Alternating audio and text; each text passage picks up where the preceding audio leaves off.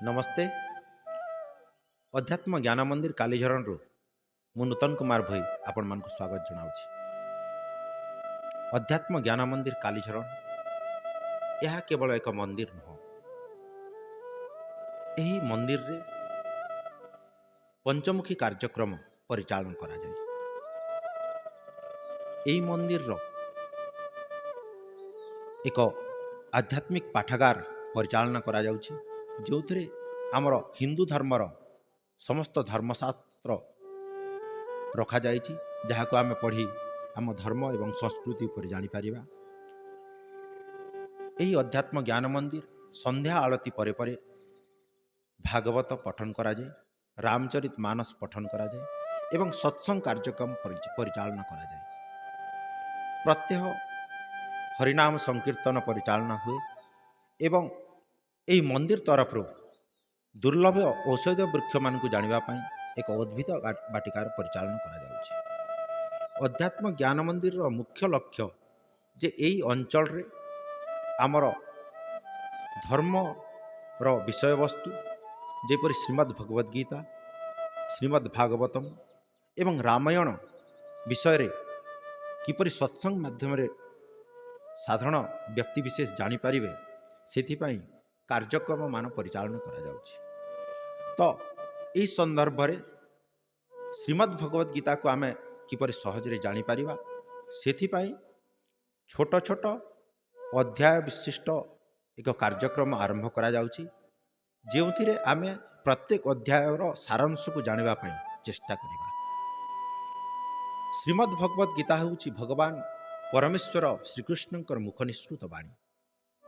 तो जेहेतु आमे श्रीमद् भगवद गीता को जानिबा को हेले तीनोटी विषय उपरे निहाती आमको जानिबा पड़िबो।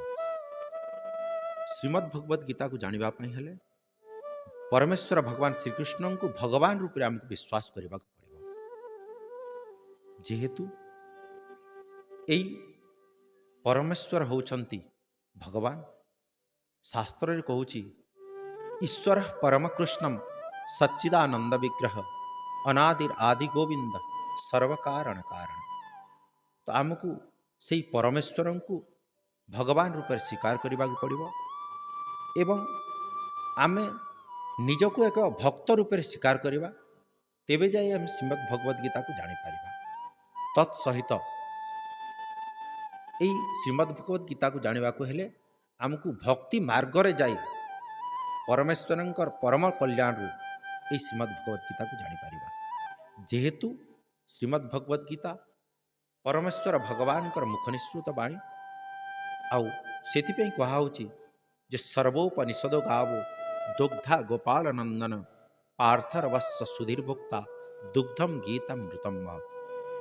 परमेश्वर भगवान आम मानकर कल्याण पाई एठी कहउचंती जे समस्त उपनिषद मानंकु गाय सदृश करी एवं गायठू क्षीर पाइबा हेले जेपरि बाछुरी आवश्यकता ही थाए, ठीक सेहीपरि भावरे अर्जुन को निमित्त करी एई समस्त उपनिषद मानंकर सार श्रीमद् भगवद गीता को दोहन करिसंती एवं आम मानंकर कल्याण पाई से श्रीमद् भगवद गीता निजर मुखरे अर्जुन को निमित्त करी कहि देइछंती।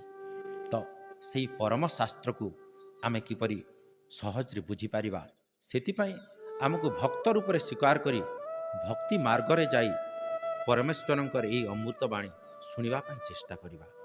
तो सेइथिपाई आम समस्ते प्रस्तुत हेबा परवर्ती अध्याय मानकरे आमे सेई श्रीमद् भगवद गीतार गोटी गोटी अध्याय को तार सारांश जानिबा पई चेष्टा करिबा।